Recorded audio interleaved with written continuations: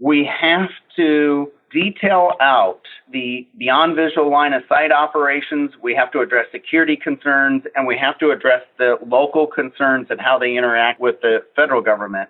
And to do that, there's no better way than to actually conduct operations in a local community and learn from them before we write rules. You're listening to the Drone Radio Show podcast, the show about drones and the people who use them for business, fun, and research. Hosted by Randy Goers.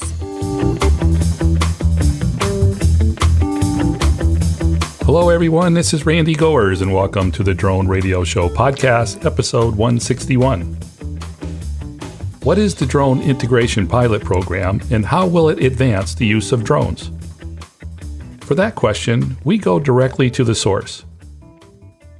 Earl Lawrence is director of the UAS Integration Office at the FAA. Since 2015, he has led the FAA's efforts to safely and effectively integrate UAS into the nation's airspace. One of the programs that he oversees is the Drone Integration Pilot Program. Announced in October, the pilot program is a White House initiative that partners the Federal Aviation Administration with local, state, and tribal governments and private sector interests to safely explore the further integration of drone operations. In this edition of the Drone Radio Show, Earl talks about the objectives of the Drone Integration Pilot Program and the role that the 10 pilot communities will play in integrating drones into the national airspace. The 10 pilot communities include the Choctaw Nation of Oklahoma in Durant, Oklahoma, the City of San Diego, California, the Innovation and Entrepreneurship Investment Authority in Herndon, Virginia, the Kansas Department of Transportation in Topeka, Kansas, the Lee County Mosquito Control District in Fort Myers, Florida, the Memphis-Shelby County Airport Authority in Memphis, Tennessee, the North Carolina Department of Transportation in Raleigh, North Carolina, the North Dakota Department of Transportation in Bismarck, North Dakota, the City of Reno, Nevada, and the University of Alaska Fairbanks in Fairbanks, Alaska. Now, before we hear from Earl, I want to thank those of you who have been supporting my funding campaign on Patreon. For as little as $1 per month, you can help defray the costs of production and keep the podcast going and growing. Go to patreon.com/Drone Radio Show to join the team. Now let's learn about the Drone Integration Pilot Program with Earl Lawrence of the FAA. Let's pick up the interview where I ask Earl to introduce himself. Well, hi, I'm Earl Lawrence. I'm the Executive Director of the FAA's Unmanned Aircraft Systems Integration Office, or really, I'm the drone guy at the FAA. Earl, how did your office get started? So there's been many generations of the office that I lead today, but my office specifically was created back in September of 2013 now. It was a direction of the administration. They wanted to have a refocus on UAS specifically. So before, there were UAS offices in the FAA that were working UAS activities in the various lines of business. But this one was a new direction where they hired 2 executives, a General Hoot Gibson, retired, who joined the team, and myself, to come in and at an overall FAA level, focus all the UAS activities we were doing and integrate them. Because first we used to say we have to integrate the FAA before we can integrate the airspace with unmanned aircraft systems. So you've been involved since 2013. That really would make you the drone guy. It would. And I have on my wall a nice plaque from Congress that said so, because part of that exercise was to get their approval. We had to go back to our oversight committees to authorize the FAA to create this office and put the focus in one location. Okay, so let's jump right into the Drone Integration Pilot Program. For those that may not be familiar with it, can you give us a summary of what it is and why it was created? The Drone Integration Program was really something that has evolved over time, but when this administration came on board, they really wanted to focus on how we could create special areas to advance the integration of UAS. And so what does that mean? You need a test area in communities to really get things moving for package delivery or working on emergency equipment or dealing with the fire departments. And so really it was designed to foster innovation and advance the safe integration of drones into our national airspace. But I really want to back up. As we were developing that, one of the things that was key to all of this was the fact that we needed to incorporate community participation and encourage that dialogue with the local communities, because they were crying out saying these operations are showing up in our communities, and where's our voice as we integrate these new aircraft into our communities? It used to be said by Mayor Lee, who was on our drone advisory committee, who was the governor, or the mayor, I should say, of San Francisco. He says, I have an airport, I have an airport manager, I know how to deal with that, I have infrastructure to support that airport and its operations, and somebody went and made my entire city an airport. And that's really what drones have done. They've democratized drones. You used to have to go to an airport or aircraft, and now they're everywhere. And so that's a new societal change. And part of this is to have a good dialogue working directly with cities, states, counties, tribes to understand how do we work together to integrate this new technology. In building off of that objective, was it required that a unit of government had to be one of the partners? That is correct. The focus of the program is the unit of government, not the partners that unit of government may have. So, again, that really is what we were looking to do. So we could inform the development of federal guidelines and regulatory decisions as we move out in order to really engage that local community and get that feedback from them as what are their struggles as these operations occur. We wanted them to be the lead. Also, we want them to have them being the local communities, to have a say in the risk that they're accepting by allowing additional operations, maybe quicker before they meet what we would say are normal certification requirements. Does this kind of get to that question of whose airspace is it now that you're dealing with local governments and the FAA and in a partnership? It's to help that dialogue. It's not really who owns the airspace. The airspace is owned by everyone. It's a public entity. It's like a public beach. I like to use that comparison. But the FAA is the entity that is responsible for managing that resource. Not owning that resource, but managing that resource to ensure that everybody is safe on that big public airspace system. And so our focus is to work with all the partners involved to allow operations, but to allow them to be conducted safely. And a good example of that, where people don't even realize today, is, your sheriff may have a very significant event occur, and the sheriff can get on the phone with the FAA at any time and say, I need to close off airspace at this location to enable the safe activity in that thing, whatever they may be dealing with. And the FAA then puts a restriction up. And that's a common thing. And so that's not giving authority to the sheriff. He's contacting us. We're working with him. We have those set procedures. We know how to deal with those emergency situations. Same thing with fires. The fire department can call us, or whether it's the Department of Interior contacting us because they got a national forest fire. They contact us. We take action, and we take the controls and the mechanisms necessary to assure that that airspace remains safe for those people who need to use it at that particular time. So this is a dialogue that has always gone on, and it's a continuing dialogue. And because this is a new activity, we're just looking at how can we integrate this new activity? What are those new mechanisms? And we don't necessarily need sheriffs calling telephones, but maybe it's a computer app, maybe it's a phone app. What are the rules for moving people around a particular incident? How are we going to manage that? And so it is just a journey we're on together, and we have to include everybody in this process. How many applications did you receive? We received almost 150 proposals. It was, a great return considering we're moving very quickly. That's one of the things that I really kind of like about this field and being involved in it, is that the speed of innovation and the volume of operations is greater than I've seen in any area, and the applications were no different. Having almost 150 proposals from a wide variety of state, local, and tribal entities. It was just a great opportunity to go through them all and learn a lot of what was going on out there. Unfortunately, we can't do it all. And so the program was focused on selecting from the presidential order at least 5. The secretary decided to pick at least 10.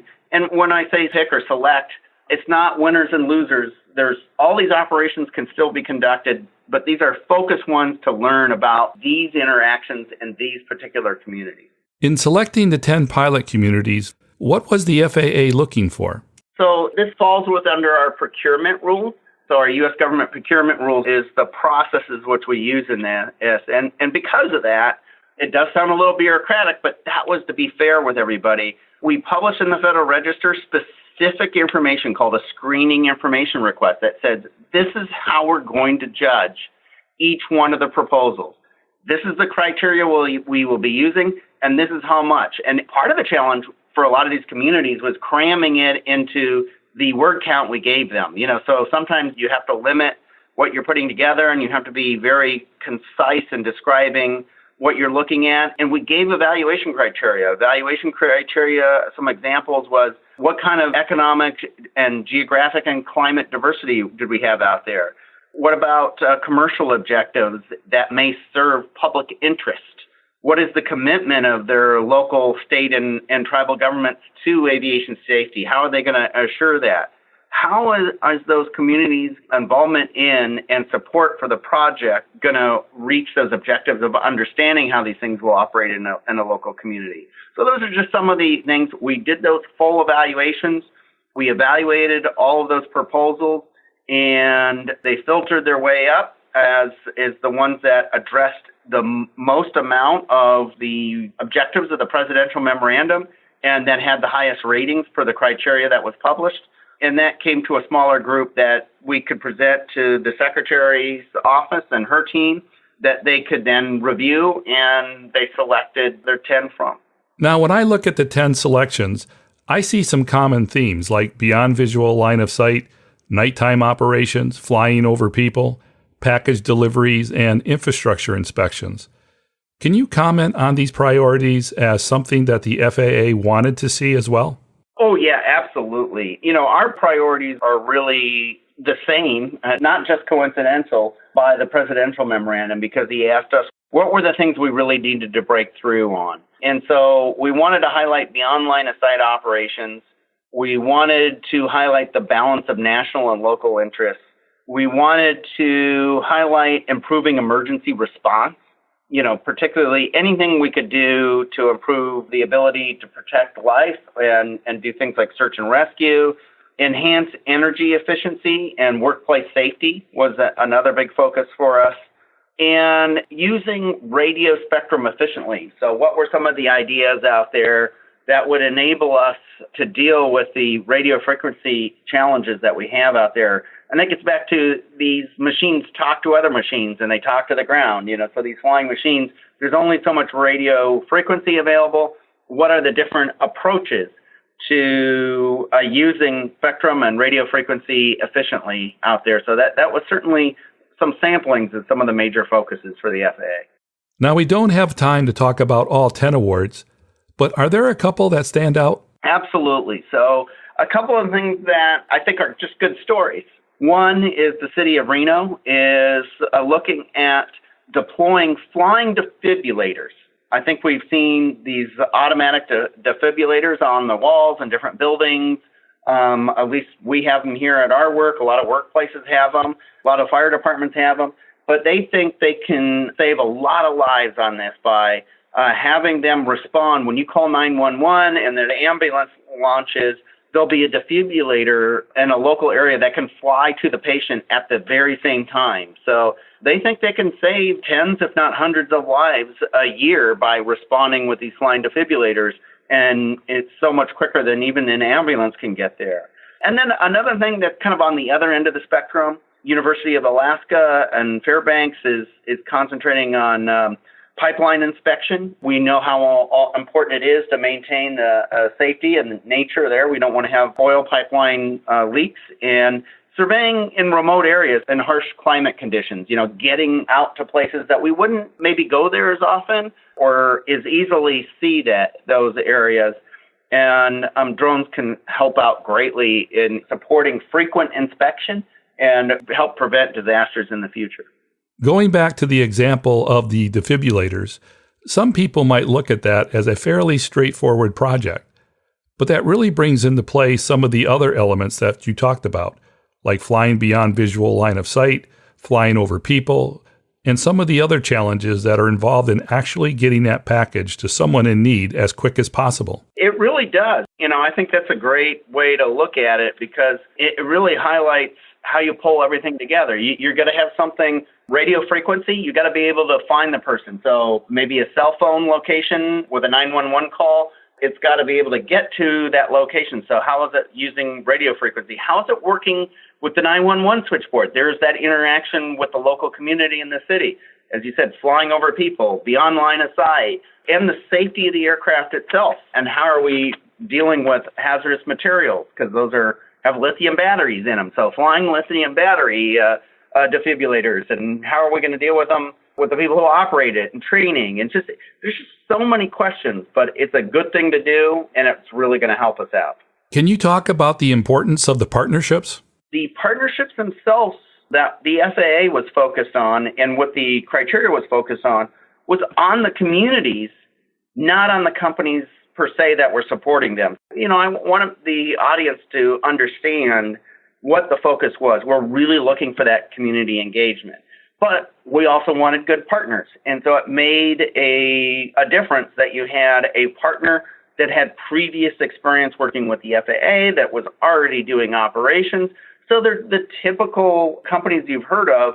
But rather than name names, we have people we've been working with already on doing package delivery, and they're testing it here in the community. We have people who have been doing railroad patrol. We've had people that are doing power line patrol. We have people on companies that are doing bridge inspections. We have people on companies that are working on, delivering blood for, blood response. We got search and rescue missions. All of these companies that have been doing these activities stepped up to partner with these communities. We have companies that have been handling spectrum. And when I say spectrum, think of our cell phone companies. All the major companies working on providing data in a mobile way to these devices and to people. And it goes on and on and on, the list of companies that we've all heard in the news, and they're partnering with these folks. And the reason why I don't really want to highlight one is I want to keep the focus on the city or local community and the fact that as we work with these cities and communities, those partners may change and evolve to meet the needs for that particular community of what they're looking to accomplish. So from the FAA's perspective, would you say that a key success factor is the partnership between the FAA and the unit of government and how they're able to implement the program? Yep, you're absolutely correct. And I'm glad you mentioned that. How we're working with these local folks is just so critical. And there's just that thirst of understanding of how are these operations going to interact. This is not new for aviation, but this is a new operation. And when I say it's not new, we have operations that can be fully licensed and certificated by the FAA, but they go to operate within a local community and the community stops them. And you may say, well, we were talking preemption. Well, how do you do that? Well, if you eventually want to land in that community, touch the ground, you have to interact with that community. So if you're going to do helicopter deliveries to downtown to avoid the traffic, you're going to land at a heliport somewhere downtown. And, as a planner, you understand the neighbors and the community are going to want to have a discussion about how that operation. So the FAA may certify it as safe, but there's going to be that local discussion about, okay, well, how are these helicopters going to interact with that community at that location? And so it's critical for us to have those kind of conversations now while we're still understanding how these operations are going to be developed and what rules do they need to follow. Moving on to the implementation of the program, what did the applicants have to provide to demonstrate that they could follow through on their commitments? One of the criteria was the experience of their partners. They had limited areas where they could write up their explanation, but if your partners were existing test sites, existing companies that already had exemptions, waivers, and demonstrated ability, or programs that have been in place. One of your partners could be a company that has been doing bridge inspections or tower inspections with UASs for the last 3 years. So you write down and you say, well, this is my partner. They're licensed under FAA regulations. They've been conducting these operations for X amount of years.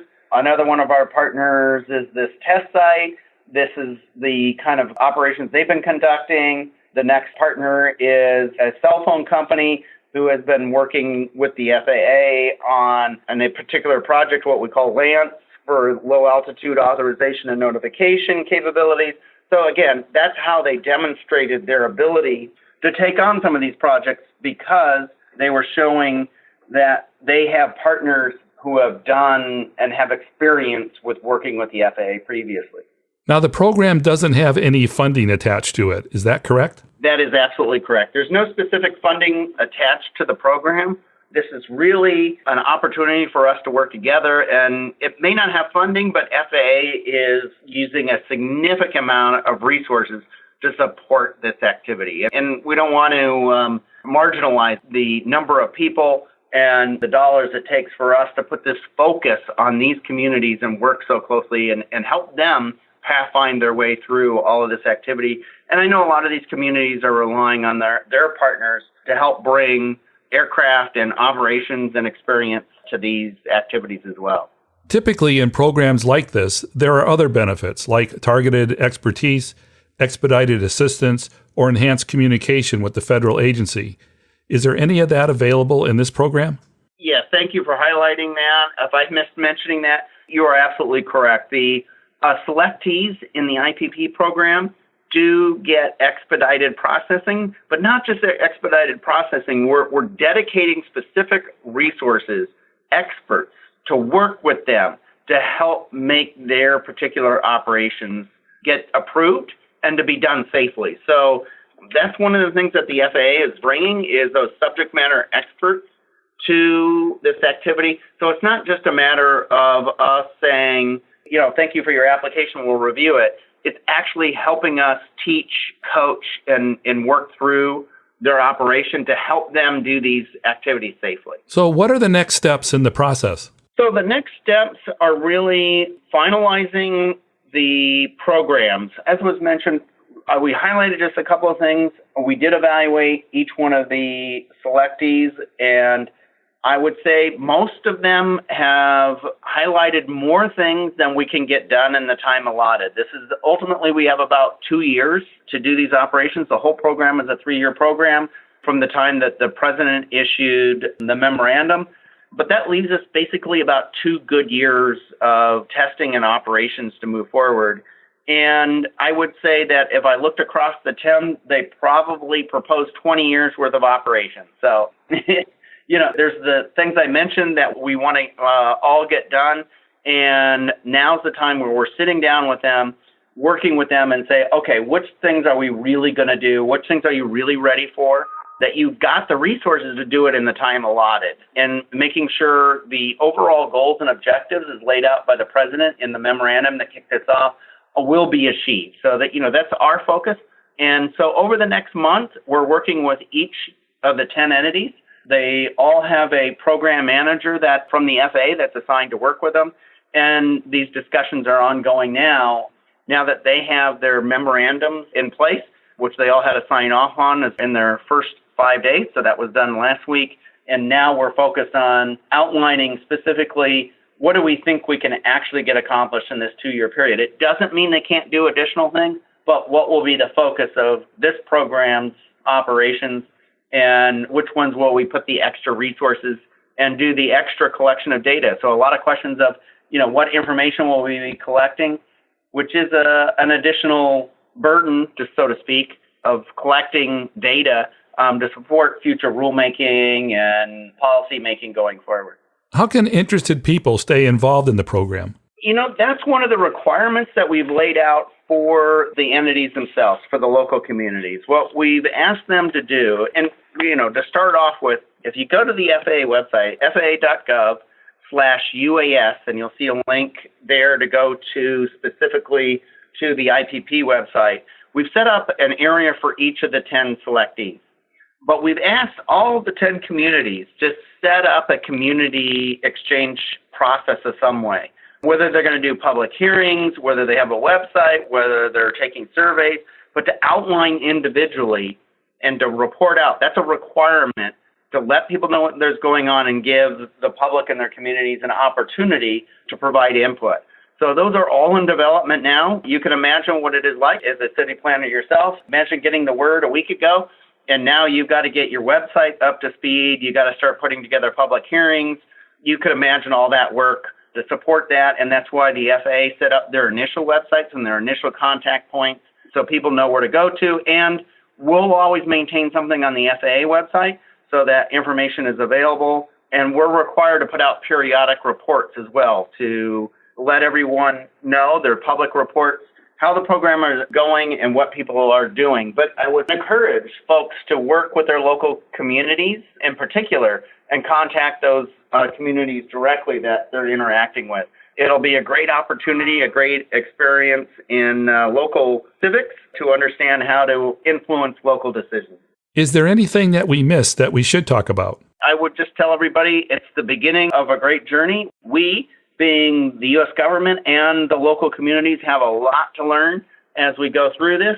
And I encourage people to follow it in the media like we're doing here and on our websites as we go forward. And it's a journey that we're all doing this together, since drones are so numerous, they affect us all. And so I think everybody should take an interest in this and follow the progress. So I just appreciate everybody's interest and hope we can provide good information for good policy decisions going forward. What can you tell us about other efforts that the FAA is working on at this time? You know, I could say that the IPP is not the only way people are doing operations. And as I already highlighted, if people are waiting for things like their Amazon package to show up via drone or the pizza delivery guy to be showing up via drone, those projects are actively engaged now, and companies are testing those systems. And we're going to see them introduced in the future, and the not too distant future, in fact. But the timing of those is really up to those companies. You know, the FAA likes to say, we set the safety standard, and then they have to show that they can meet that safety standard. But I want people to know there are multiple companies doing that today, separate of this IPP program. And it's going to be exciting to see what they bring forward in the next few years. I think we're going into the future, into the Jetsons age. And I think we'll see a lot of those things that we saw in the Jetsons we'll start to see come to reality here in the next, 5, 10, and 20 years. And for my last question, Earl, what does the FAA hope to achieve through the implementation of the drone integration program? Ultimately, we want to advance the integration of UASs into our local communities. And then to advance that, we have to detail out the beyond visual line of sight operations. We have to address security concerns, and we have to address the local concerns and how they interact with the federal government. And to do that, there's no better way than to actually conduct operations in a local community and learn from them before we write rules. So ultimately, we believe that this program will educate the federal government and local government sufficiently to write the correct rules and set the correct policies to assure that we can integrate, and integration means integrate into society, integrate into the airspace, integrate into our laws and ordinances, what is needed to maintain safety and security and privacy, really, in this new world where UASs are operating. That's it for episode 161 of the Drone Radio Show. I hope you enjoyed hearing from Earl Lawrence of the FAA and learning about the Drone Integration Pilot Program. I want to thank Earl for taking the time to speak with me. If you want to learn more about the Drone Integration Pilot Program or want to connect with Earl, check out the webpage at faa.gov/UAS. If you like the Drone Radio Show, please consider supporting the podcast with a small donation. The content is always free, but for as little as $1 per month, you can help defray the cost of production. To donate, go to patreon.com/Drone Radio Show. And thanks for listening. Your support means a lot to me, and I hope you'll listen to more episodes of the Drone Radio Show podcast to hear how others are using drones for business, fun, and research. For the Drone Radio Show, I'm Randy Goers. This has been the Drone Radio Show podcast. More information on today's show can be found on our website at www.droneradioshow.com. If you're using drone technology for business, fun, or research and would like to share your experience on the show, please visit our website and fill out a guest appearance application. And don't forget to follow us on your favorite social media channels.